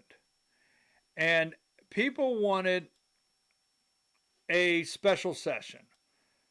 So people wanted a special session and wanted Fani Willis removed from office.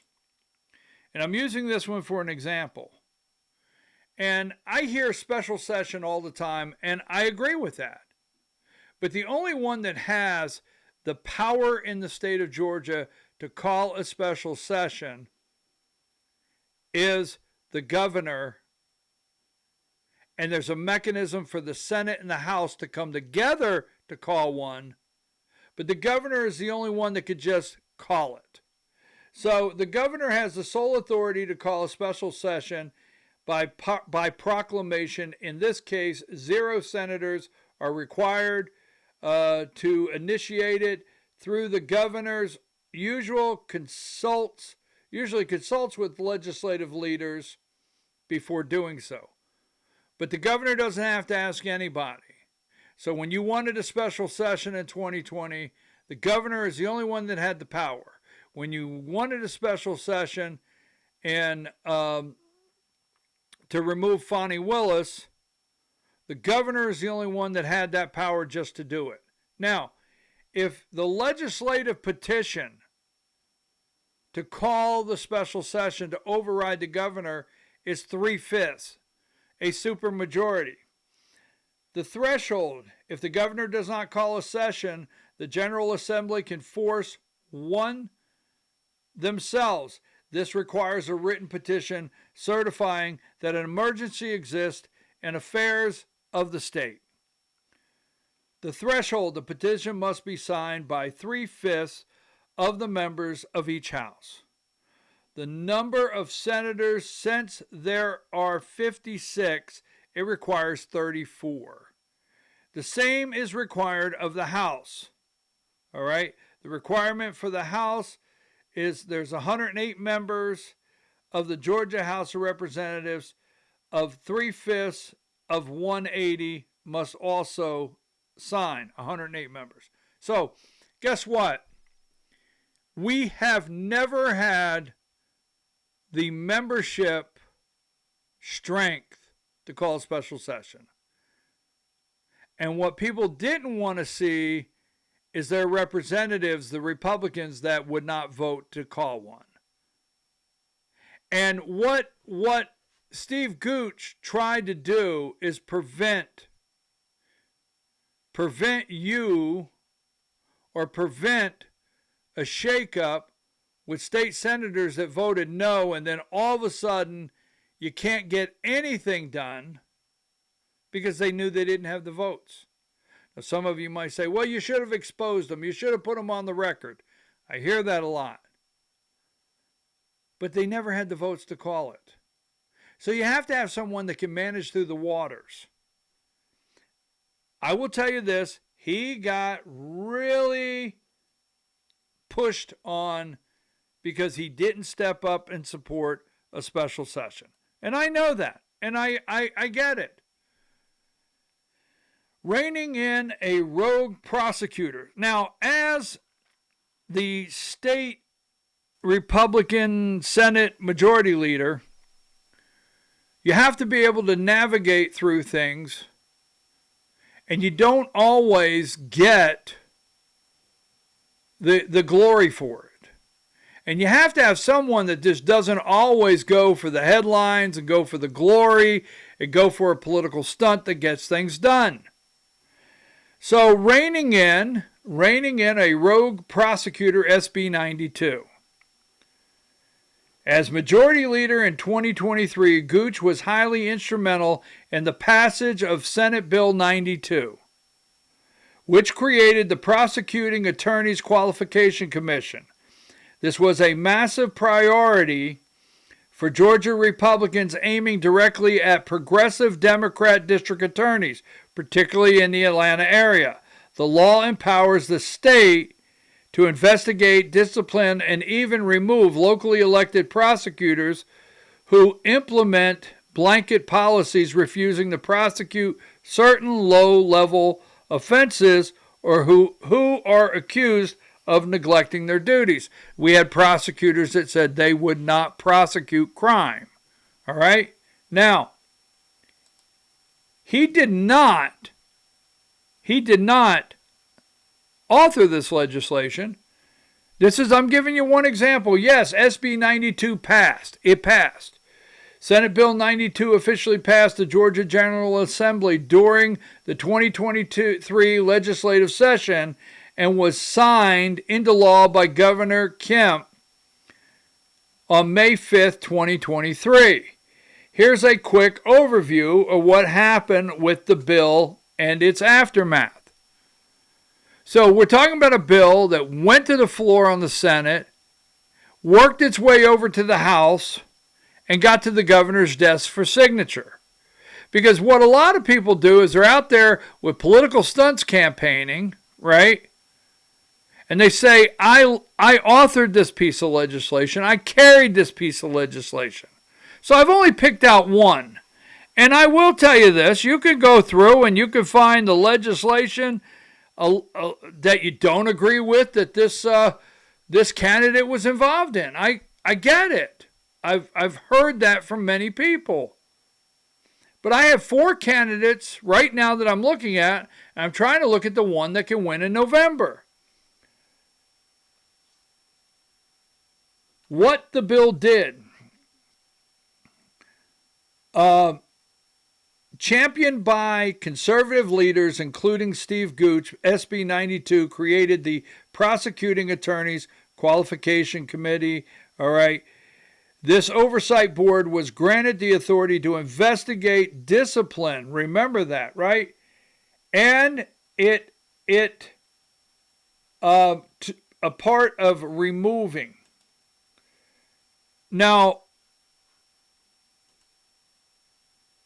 State Senator Gooch's primary role in getting SB 92 passed was deeply tied to his power as the Senate Republican Majority Leader. While he was not the primary author of the bill, that was Randy Roberts, Gooch was the floor general who ensured it made it across the finish line.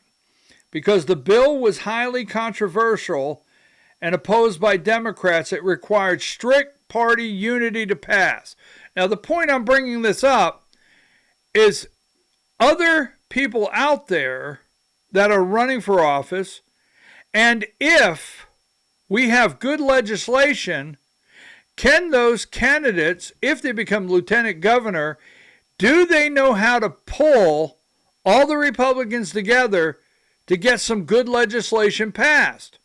This is not magic. They don't wave a wand and pass it. Lieutenant governor doesn't have those kind of powers. They have to be able to be a general on the floor or know how to pull everything together. David Clark can't do that. That's my opinion. Greg Dolezal has upset so many of his colleagues. I'm just telling you right now, and God knows if he got in that office. And Blake Tillery, well, we leave him to most likely not. But would he try? Maybe.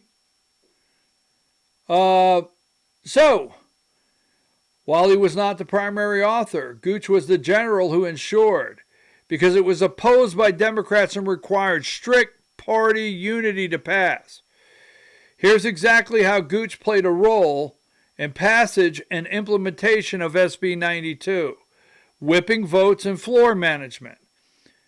As Majority Leader, Gooch's primary job is to ensure that the Republican caucus stays united on major legislative priorities during the 2023 session. The creation of the Prosecuting Attorney Qualifications Commission was arguably the top criminal justice priority of Georgia Republicans.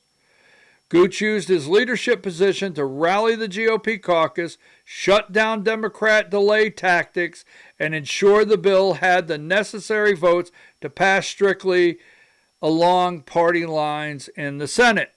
So I'm not looking for the establishment, I promise you.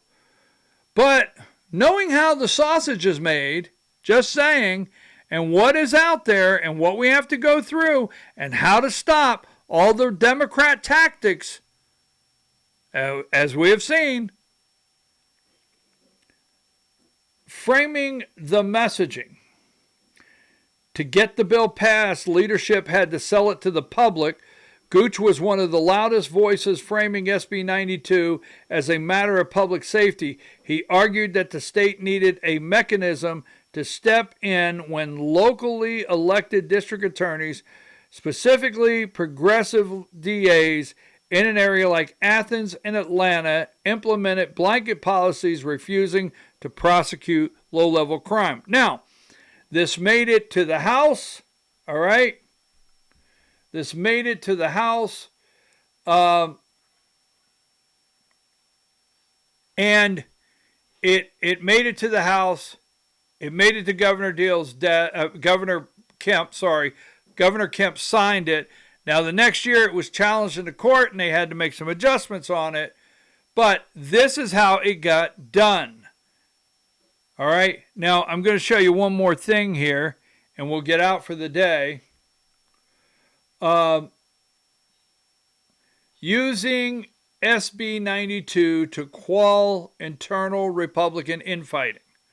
You see, Majority Leader Steve Gooch knew all along any calls for a special session for Fani Willis's removal was not going to happen. And it wasn't. Not everybody looks you in the eye and just tells you that. And the governor was not going to do it, and Republicans were not going to vote for it. But he wanted to make sure that he brought Republicans and the infighting back in line. Using SB 92 to quell internal Republican infighting, Gooch's most notable strategic use of SB 92 actually happened after it passed, when Fulton County DA Fani Willis indicted Donald Trump in 2023. Following the indictment, a fraction of the hard right Republican, demanded a special legislative session to immediately impeach Willis. Gooch and other Republican leaders knew the impeachment session would fail. As it required Democrat votes and would create a massive political circus. It just would have. I supported it. I wanted Fani Willis removed. I wanted her impeached. I wanted to take her budget. I agree 100%. But all that being said, someone had to have some clear balance to say, to do that, we're going to need Democrat votes. And you really think that's going to happen, right? And if we failed to do that and we tried to political stunt, it's going to cause and create massive political circus. To shut down the infighting, Gooch pointed directly to SB 92. He publicly urged the Republican base to calm down, urging that a special session was unnecessary because the legislation had just passed SB 92. He championed the new Oversight Commission as a mature, legal, sound tool in the toolbox that conservatives could use to investigate prosecutors successfully, using the law to keep his caucus from fracturing. Now, that's big, and it's bigger than you may think. That's the only way we're going to be able to get legislation passed, is by level-head, common sense, conservative Republican that knows there's no use of having a media circus. There's no use of going on every TV channel and yelling, impeach somebody when it's not going to happen. Now, this bill went on. They challenged it in court. They had to go the next year and make some alterations because some things in this was so strict that the courts knocked it down. Now, that being said,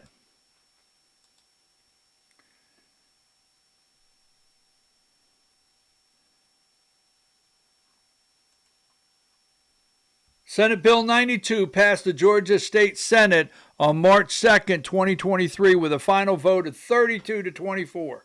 The vote was split entirely along party lines. Every Republican present voted yes to create the Prosecuting Oversight Commission. Now, I don't know if the yes votes, all 33 Republicans, it says that, means all of them voted yes on this bill.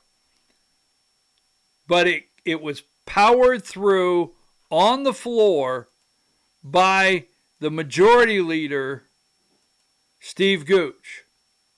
Now, the only reason I brought that one up, and there's going to be some people say, well, there's three other candidates, and you had this negative and that negative, and you know there's a piece of legislation out there right now that Steve Gooch signed on to that is a bad piece of legislation. Or he voted yes and we pushed him to vote no. That's correct. It is correct. Absolutely correct. I will not argue with that. Every one of these legislators. But I'm telling you right now, I'm focused on who can win in 2026. That's my focus. And I know this. When he was the majority leader, we had SB 189. And you call the election integrity people that were involved with SB 189. And you know what? It's not him. It was not him that did not do something about the QR code. But SB 189 passed. And I remember when SB 189 was in committee, and we did not think it was going to get to the floor for a vote on the final day of the Georgia legislature. We did not think it was going to get to the floor for a vote. And I remember how many people were texting Gooch. I call him Gooch. Steve Gooch, the senator. Dolezal, sorry. Tillery, we get used to that, so not to disrespect any of these people in their positions. But how many of us were texting him, this language has to come out. This language is bad.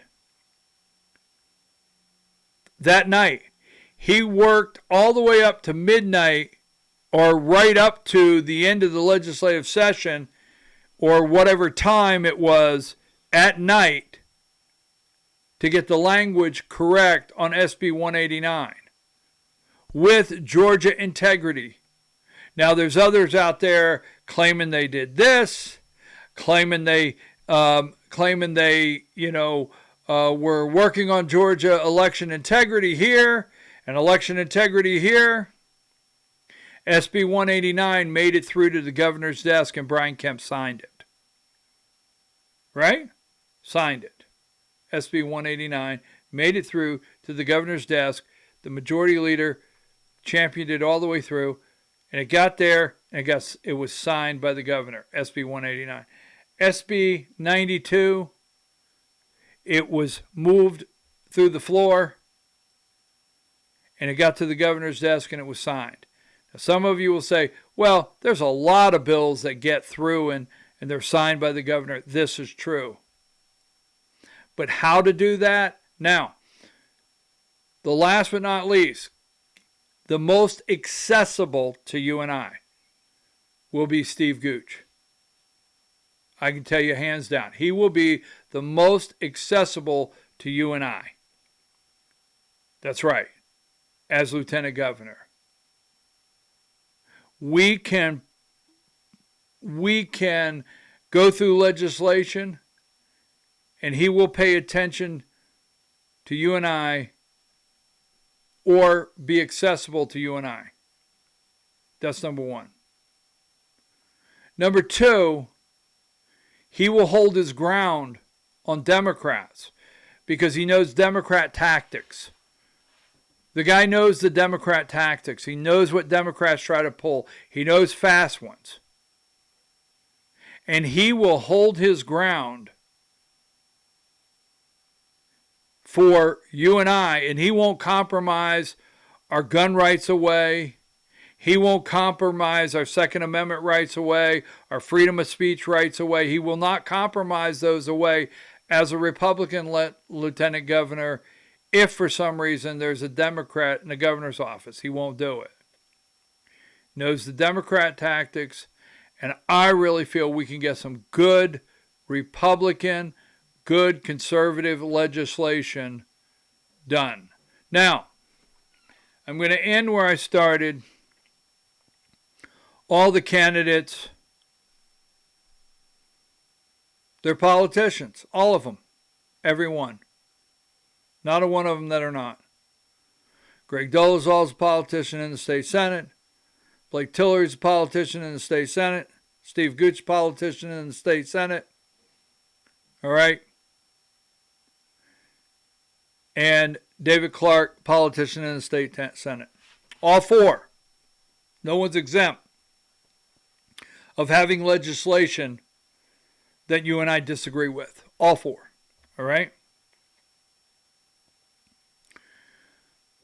But when it comes to the four candidates, and you start looking at who put a stop to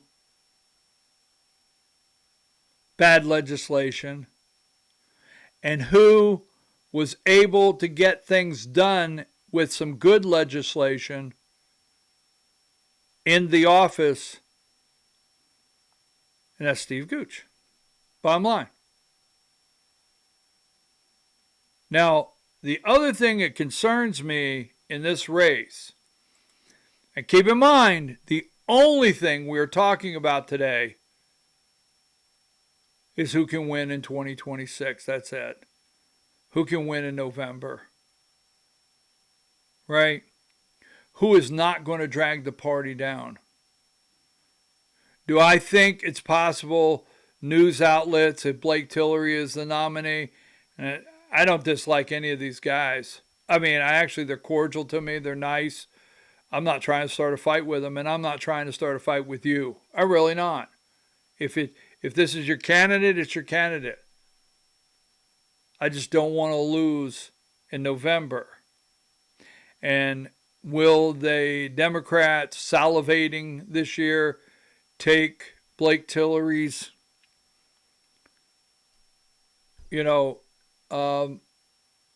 what took place years ago and go after him in certain different ways?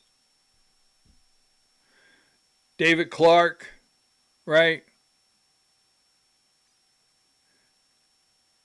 And Greg Dolezal. Will they go after them? Will Dolezal be able to make it and not pull the ticket down? You see, another thing we have to have is if we have a governor candidate and we have a governor candidate and we have a U.S. Senate candidate, we have to start eliminating all these things that's going to pull the ticket down. Because Democrats are going to go, Democrats are going to probably go straight ticket. We've got to get those independents. Let me show you one other thing. This is the last thing I want to show you before we leave tonight. This concerns me because I don't know, and I'll use the word target. You see, the October surprise, the Georgia Senate wants to make sexual harassment settlements involving state lawmakers public just in time for the 2026 midterms. Why? On crossover day, the Senate amended a bill about mugshots and police body footage to make these statements public. It would supply a claim. It would apply to a claim of sexual harassment, discriminatory harassment, discrimination, or retaliation. The bill also contains the crucial sentence, this subsection shall apply retroactively. Say that 3 times fast. This subsection shall apply retroactively, meaning they can go back. There's a couple candidates. The Senate passed the bill unanimously. The House, meantime, overwhelmingly voted to shelf similar proposal. Let's be better than they are, said State Senator Randy Robinson. Back in 2018, there was, this is the Epstein rule, as they're calling it. The Epstein law. Who does it apply to? Open records. All right, folks. As I always say, right? Let's see. We're going to take a brief break. Is that what we say here? We say we're going to take a brief break. And don't forget, you can follow us on Rumble, Facebook, X. And that's Voice of Rural America. And then you can go to our Vora, Substack, Vora at BKP Politics. So, like I always say, we're going to take a brief break. We'll be back. Send me messages. Tell me what you think. Every single candidate here. Do not hesitate to scrutinize anything I say here. If these are your candidates, they're your candidates. We're just breaking this down because remember, our number one goal is what? Who do we think can win in November? that's who we have to put on the ballot. Let's take a brief break. With my 35 years of experience, our team at U.S. Asset Management can deliver professional investment management, financial planning to help you target your goals, and even specialized divorce financial analysis if you need it. We are here to help you make better decisions with your money. Call U.S. Asset Management today, and let's get to work in your financial future. The left is siding with illegals, attacking ICE, and fighting to let non-citizens vote. Republican Kelvin King is a graduate of the Air Force Academy, Air Force veteran, and conservative businessman. As Georgia's Secretary of State, Kelvin will put Americans first, root out corruption, clean up voter rolls, and restore confidence in our elections. The other candidates had their chance and failed. Republican Kelvin King for Secretary of State, leadership Georgia voters can trust. Pro-Trump warrior Steve Gooch won't just cut property taxes in Georgia. He'll throw them straight in the wood chipper. Senior citizens on fixed income shouldn't be forced from their homes. Neither should veterans who have served our country and fought for our freedoms. And neither should anyone else for that matter. Frankly, these crazy property taxes are un-American. I'll tear them to shreds. We'll make home ownership great again. Steve Gooch for Lieutenant Governor, toughest tax cutter Georgia's ever seen. Do you already have your investments with Fidelity? I'm David Cross with U.S. Asset Management. Did you know that you can assign your investment management to my team and put my 35 years of experience to work for you? You simply assign us as your investment manager and you keep the same username and password. Professional management, and you get to work with someone who shares your values. Call U.S. Asset Management today and put us to work for you.